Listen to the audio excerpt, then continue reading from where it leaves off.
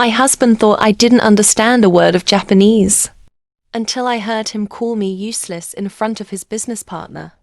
That's when I realized everything I thought I knew about my marriage was a lie, and I decided it was time to take it all back. I kept chewing even though my mouth had gone dry. The rice tasted like paper.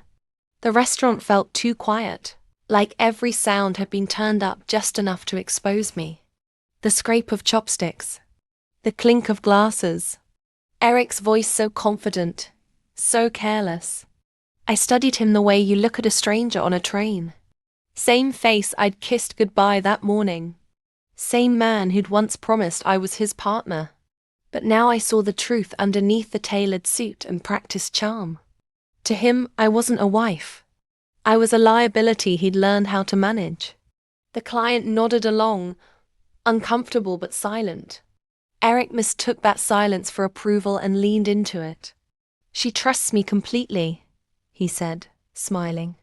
"That's the advantage." Advantage. My fingers curled slowly into my napkin under the table. I could feel my heartbeat in my ears, steady, controlled. This wasn't shock anymore. Shock passes quickly. This was something sharper. Focused. When the client excused himself to take a call, Eric finally turned toward me. "You okay?" he asked in English, lowering his voice. "You're very quiet." I met his eyes and gave him the same smile I'd practiced for years. Soft, supportive, invisible. "Just tired," I said. He nodded, satisfied. Of course he was. I'd trained him well.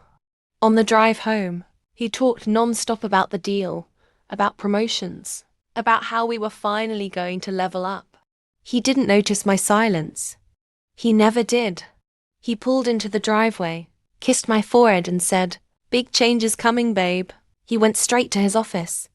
I went to the bedroom, closed the door, and sat on the edge of the bed without turning on the light. For the first time in 12 years, I didn't feel confused or lonely. I felt awake. That night, I didn't cry.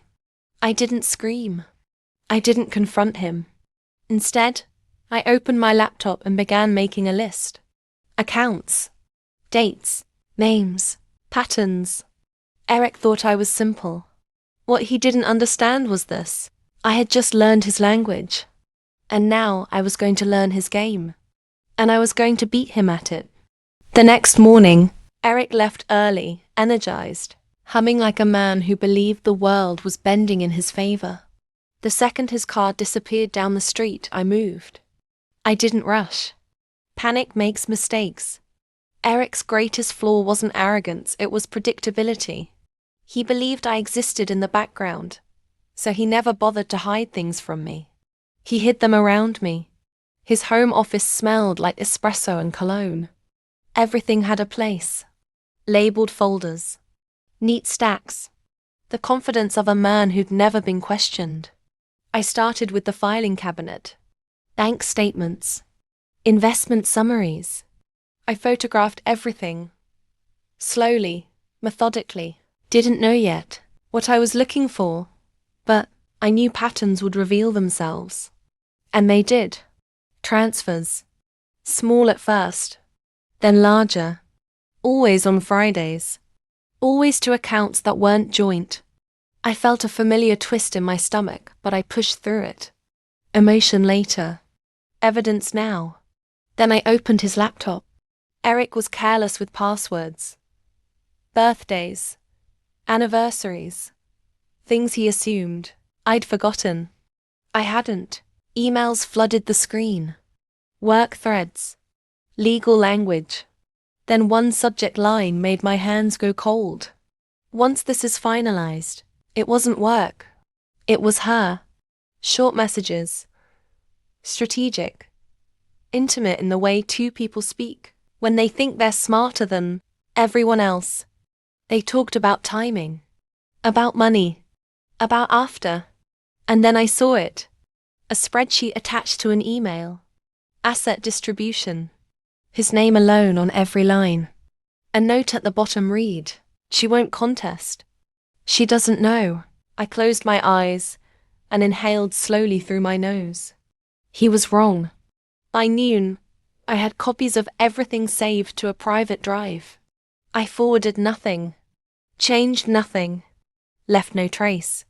That afternoon, I made one phone call. "Hey," I said when the voice answered. "Do you still practice family law?" There was a pause. Then, softly, "Yes." "Are you okay?" "No," I said honestly. "But I'm about to be." That night, Eric came home and wrapped his arms around me from behind while I cooked dinner.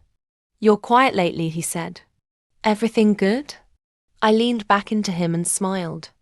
"Yeah," I said. "I'm just learning," and he had no idea how true that was. The lawyer's name was Maya.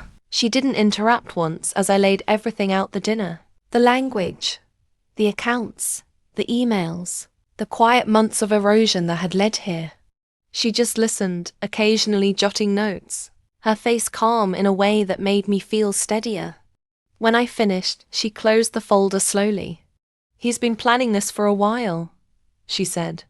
"And he made one critical mistake." I waited. "He underestimated you." That word again. Underestimated. It felt different hearing it out loud, less like an insult, more like a flaw. His flaw. Maya slid a legal pad toward me. We moved carefully. No confrontation. No emotional signals. "You stay exactly the woman he thinks you are." I smiled. "That won't be hard." For the next 3 weeks, I became a ghost in my own life. I cooked. I laughed at his stories. I asked about his meetings and listened while he bragged about the client in Japan. Sometimes he even repeated parts of that dinner conversation in English, this time sanitized and flattering. I let him. Every night after he fell asleep, I documented. Screenshots, statements, calendars, timelines so clean it could have been used as a case study. Then came the invitation. A company dinner. Celebratory. The Japanese partners were back in town to finalize the deal. Spouses welcome. Eric was thrilled. "This is huge," he said, adjusting his tie. "I want you there." Of course he did. Appearances mattered.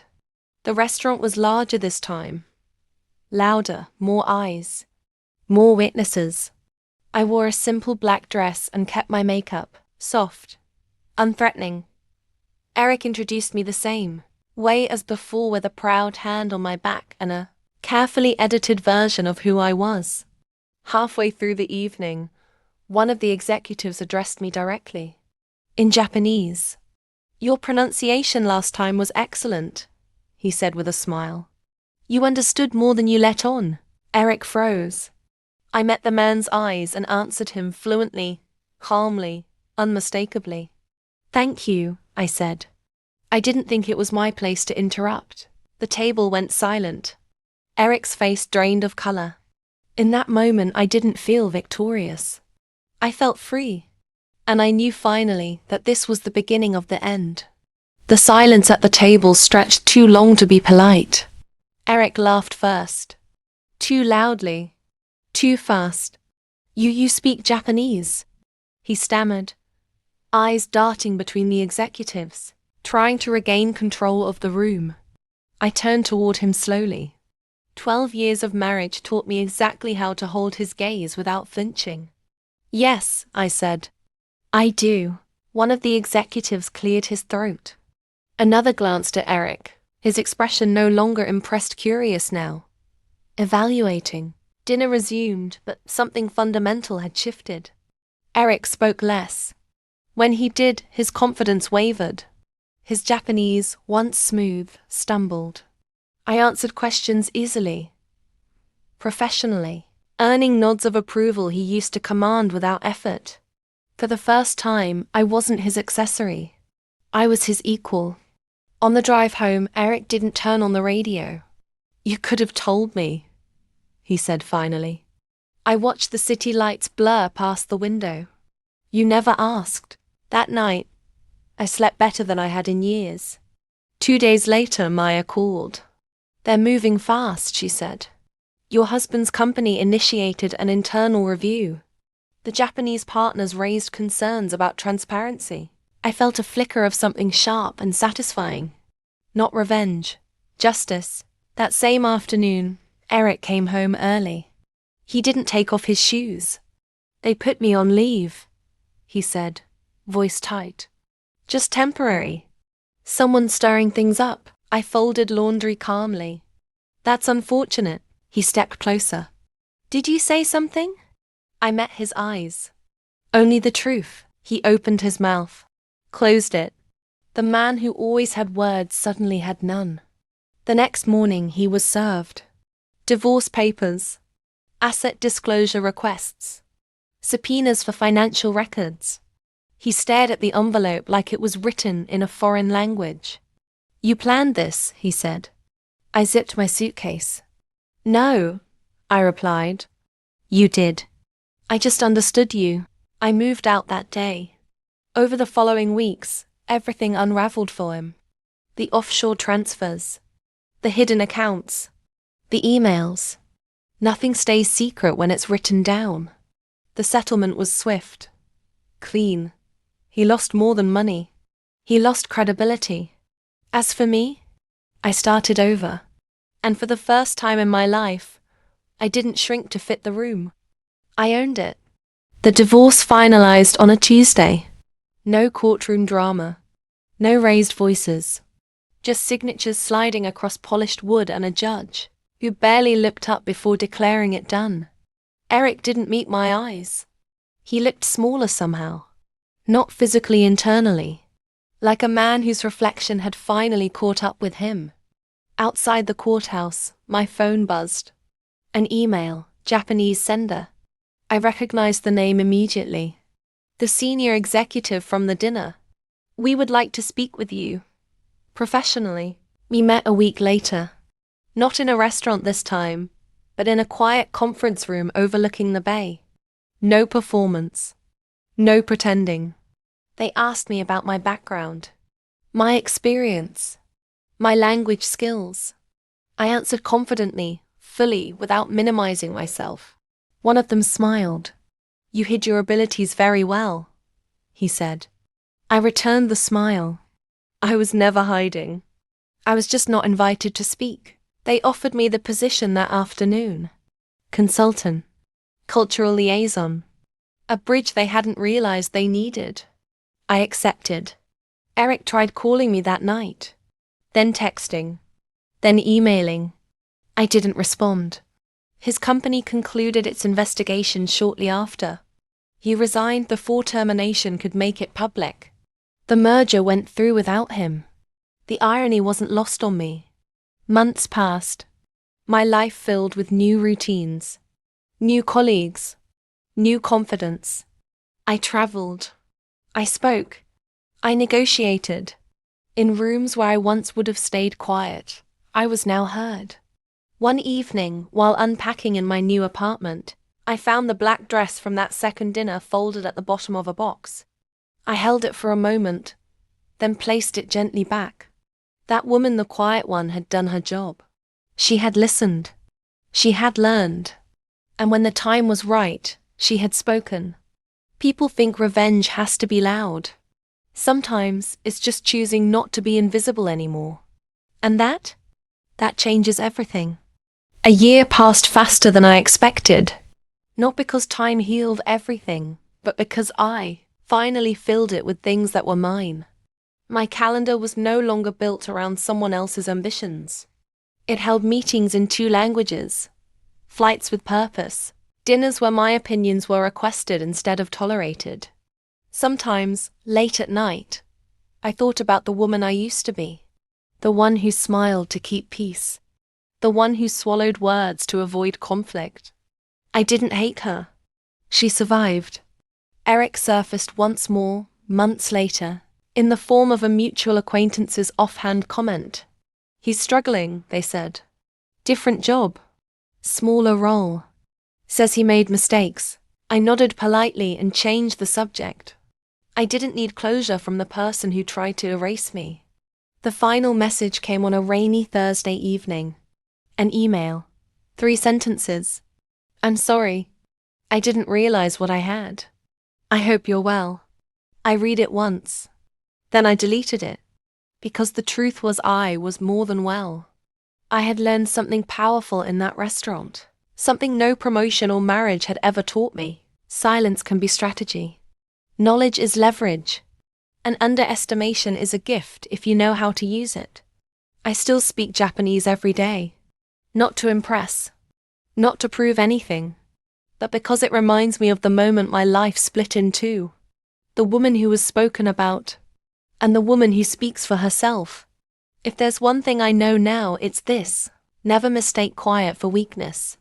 Some of us are just listening. And when we finally speak, everything changes. The first time I went back to that restaurant alone, it surprised me how ordinary it felt. Same warm lighting. Same polished wood. Same soft murmur of conversations that once made my chest tighten. I requested a table by the window, ordered miso soup, and let myself sit with the memory, instead of running from it. I wasn't there for closure. I was there for proof. Proof that a place that once made me feel small no longer had that power over me. Halfway through dinner, my phone buzzed. A message from my new team in Tokyo. They needed my input on a negotiation urgently. I switched languages without thinking, responding clearly, confidently. No hesitation. No fear of taking up space. When I hung up, the server smiled. "You speak beautifully," he said. I thanked him and felt something settle inside me. Not pride. Peace. Later that week, I was invited to speak at a small industry panel about cross-cultural partnerships. Standing behind the podium, I caught my reflection in the glass, steady, grounded, present. I talked about listening before speaking. About respect. About what happens when people assume too much. I didn't mention Eric. He didn't deserve a footnote. After the panel, a young woman approached me. Nervous. Smart. Familiar. "They always talk over me at work," she said quietly. "How did you learn to be so confident?" I thought of that dinner. The napkin clenched in my fist. The list I made in the dark. I didn't start confident, I told her. I started paying attention. She nodded like that meant something. Because it did. Strength isn't always loud. Sometimes it's patient. Sometimes it waits. Sometimes it learns everything it needs before stepping forward. As I left the building, the city lights reflected off the pavement, and for the first time, I felt grateful for that night. Not because it hurt, but because it woke me up, and I never fell asleep again. A few weeks after the panel, something unexpected happened. I stopped thinking about Eric every day. Not all at once. It wasn't dramatic. It was subtle, like realizing you haven't checked an old scar in a while because it no longer hurts. My life had filled the space he used to occupy. One afternoon, while reviewing contracts in my office, my assistant knocked softly. "There's a call for you," she said. Personal. I almost declined. Then she added, "It's your ex-husband." I closed my eyes for a second. Just one. "Put it through," I said. Eric's voice sounded different. Lower. Careful, like someone speaking on unfamiliar ground. "I won't take much of your time," he said quickly. "I just wanted to tell you. I heard about your promotion." "Thank you," I replied. A pause. "I didn't know," he said finally, "how much you were capable of." I really didn't. I looked out the window at the city below, moving, alive, indifferent. "That was never the problem," I said calmly. "You knew. You just didn't value it." Silence stretched between us. "I hope you're happy," he said. "I am," I answered. And for the first time, it wasn't a performance. After the call, I didn't feel victorious. I didn't feel sad either. I felt finished. That evening, I attended a networking event hosted by our Tokyo partners. Laughter filled the room. Ideas bounced freely. I spoke, listened, negotiated fully present. At one point, one of the executives raised a glass and said, smiling, "To people who surprise us." Everyone laughed. I lifted my glass too. Not because I surprised them, but because I had finally surprised myself. Somewhere along the way, revenge stopped being the point. Freedom did. And it tasted far better than anything served at that first dinner ever had. Months passed, and life settled into a rhythm I had never known before. I woke up without the dread of rehearsing smiles. I filled my days with meetings that mattered, calls that challenged me, and projects that reminded me why I loved my work. The quiet confidence I'd built became natural. I didn't need to prove it anymore. It showed in the way I carried myself, the way people listened when I spoke, the way my words shaped decisions. Then, one evening, a LinkedIn message appeared. Short, unexpected. I wanted to reach out. "I hope this isn't intrusive. We're expanding in the US, and we'd value someone who truly understands both American and Japanese business culture. If you're interested, let's talk." The sender, Tanaka-san, the same executive from the dinner. I smiled, recalling the night Eric had dismissed me as simple. The night I had quietly absorbed every word in Japanese while he revealed his true colors. I replied immediately. 2 weeks later, I was flying to San Francisco for an interview. This time, I didn't sit quietly. I led the conversation. I spoke Japanese with ease, weaving in cultural nuances that impressed everyone at the table. I articulated ideas, proposed strategies, and answered questions before they could even ask them.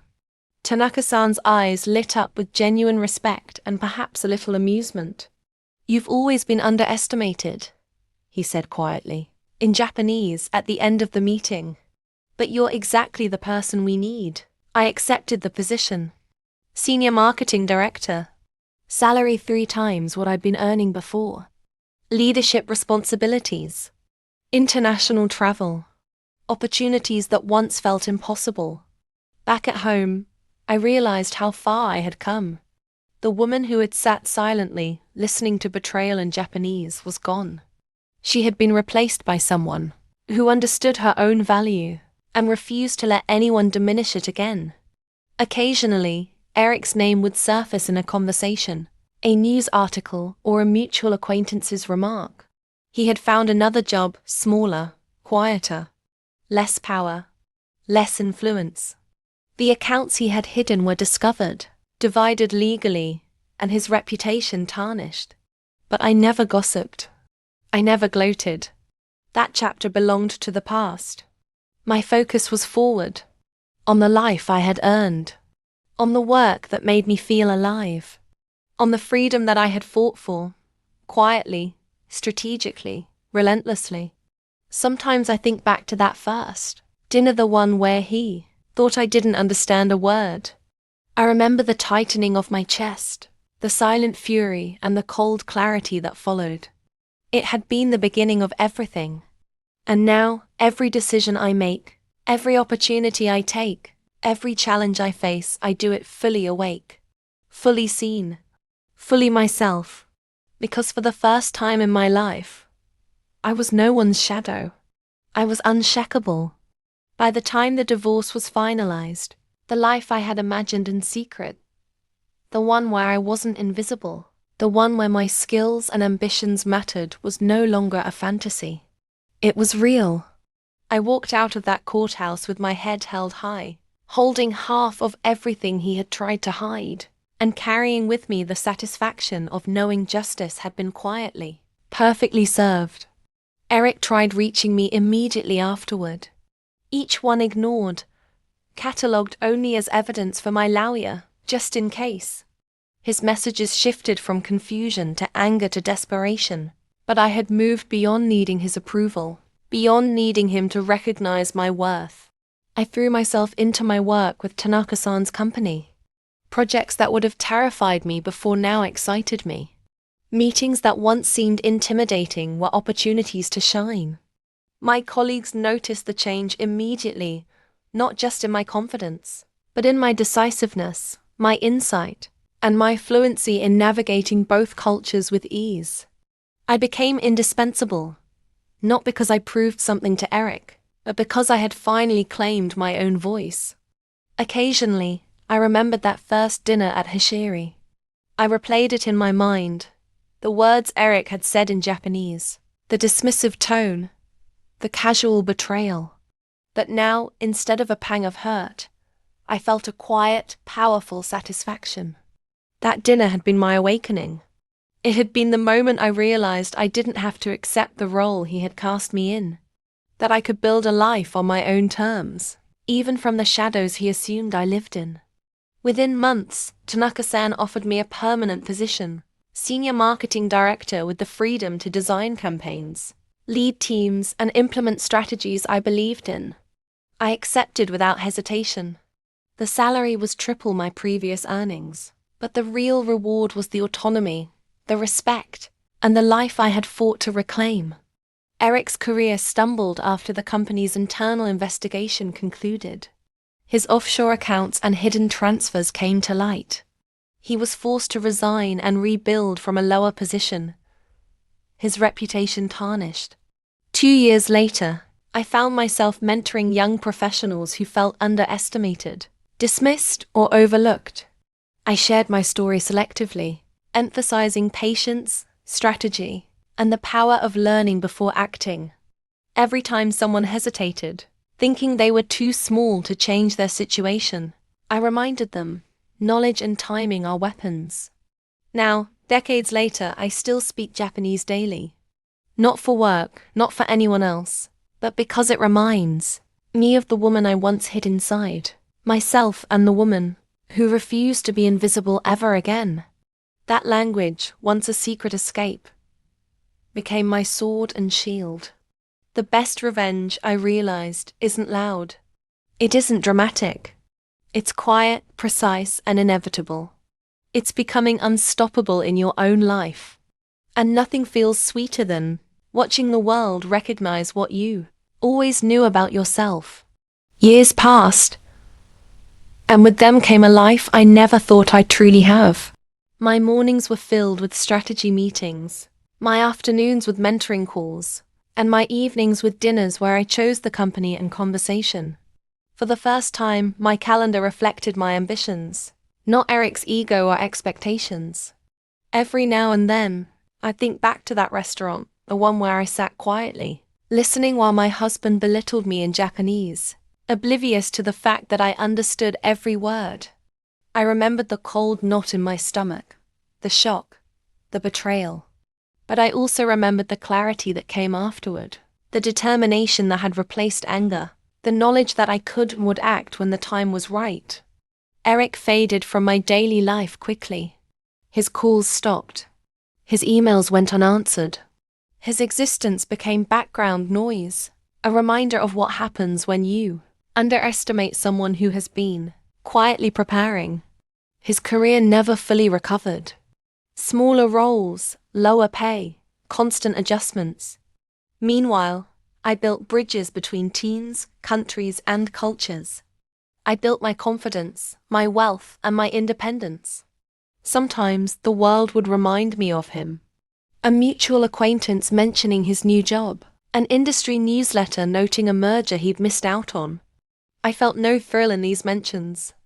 Instead, I felt a calm satisfaction, the kind that comes from knowing you did not merely survive, you thrived. One spring, I received a personal invitation to a conference in Tokyo, representing my company as a keynote speaker. Standing at the podium, speaking to hundreds of professionals in fluent Japanese and English, I saw faces nodding, eyes lighting up at ideas I proposed. I thought back to the woman Eric dismissed as simple and just keeping busy. She no longer existed. I had become someone unrecognizable to him, not in vanity, but in power, in presence, in the unapologetic ownership of my life. Every project I led, every contract I negotiated, every young professional I mentored was a testament to my refusal to shrink for anyone else. And yet, despite everything, I never gossiped. I never sought revenge for the sake of revenge. The satisfaction came from living fully, authentically, and with intention. From knowing that the person I was had finally broken free from the one who tried to define me. I often tell mentees, underestimation is a gift. Use it. Learn. Prepare. Observe. Then act not with anger but with clarity. Because the quietest, smartest, most prepared person is the hardest to defeat. That night in Tokyo, as the city lights glittered below my hotel window, I whispered to myself, "You thought I didn't understand. You were wrong. And now, I understand everything. About business, about life, and about myself. For the first time, the past felt complete. And the future? Infinite." By the time I returned from Tokyo, I felt something I hadn't in years. Completely unshakable. The city had changed. My work had changed. And most importantly, I had changed. Every boardroom I entered, every conference call, every negotiation reminded me of the power that comes from preparation, patience, and self-belief. I no longer feared being underestimated, I used it as fuel. One quiet evening, back in my apartment, I found myself scrolling through old messages on my phone. Among them was one from Eric, sent years ago but never deleted. "You're too simple. You'll never understand." I stared at it for a long time. The words stung, but only briefly. They no longer defined me.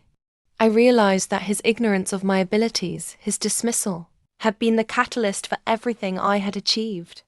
I thought about that dinner at Hoshiri, how he had laughed about my career, my intelligence, and even my presence in his life, how he had revealed his offshore accounts, his affair, and his plans to exclude me. That night had been devastating, but it had also been a turning point. The months that followed were grueling. I documented, I planned, I consulted with Maya, but every step I took was strategic. No rash decisions, no public displays. Only action grounded in facts and precision. By the time the divorce was finalized and the company investigation concluded, I had reclaimed not just my assets, but my dignity. And then came the unexpected Tanaka-san's offer. At first I hesitated, wary of another professional relationship intertwined with personal history. But the opportunity was unparalleled. A leadership role bridging cultures, making decisions, shaping strategy. Finally, a position that recognized my value rather than dismissing it. Accepting it wasn't just about career. It was symbolic. Proof that I could thrive in spaces where I had once been invisible. Proof that my voice, once unheard, carried weight and influence. In the years that followed, I traveled extensively, built teams, mentored young professionals, and witnessed firsthand the difference between being underestimated and being unseen. Every time someone doubted me or assumed I couldn't handle something, I smiled quietly. They didn't know. They didn't know what I had learned, what I had built, how silently powerful patience, observation, and preparation could be. Eric never regained the upper hand. Not financially, not professionally, not emotionally. And I never felt the need to gloat. Watching my own life flourish, fully intact, fully mine, that was reward enough. Now, every time I speak Japanese, every time I negotiate, every time I mentor, I remember that dinner not with anger, but with gratitude. It awakens something essential, the knowledge that being underestimated isn't a weakness. It's a chance. And when you seize it, there's no limit to what you can become. The years that followed were a testament to the life I had fought to reclaim. I traveled frequently, led teams across continents, and negotiated deals that I had once only dreamed of.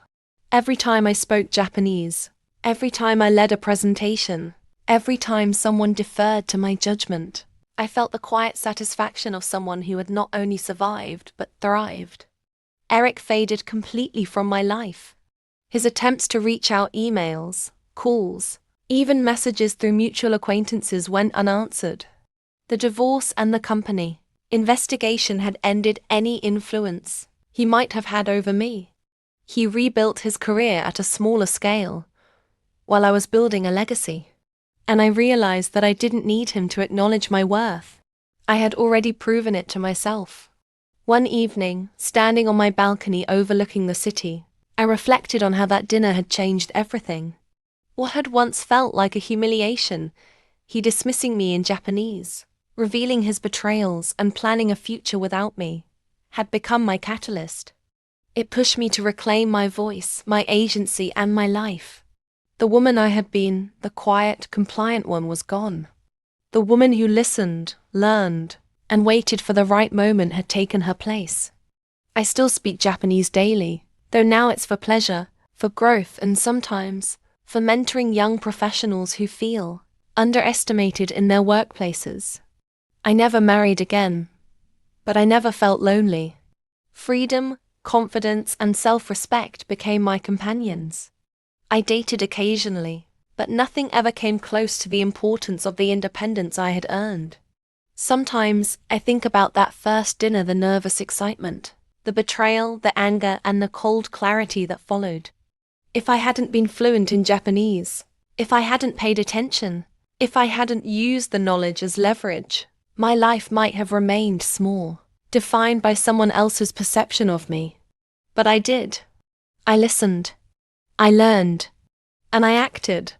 Now, decades later, I am proud of the life I've built. The life I chose. I have never allowed anyone to define my worth again.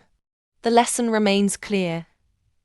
Underestimation is a gift if you know how to use it. Silence can be strategy.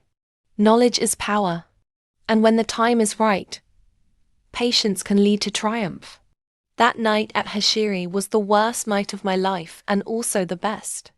Worst because I heard truths that broke my heart. Best because it finally pushed me to act, to reclaim my life, and to stop letting someone else write my story.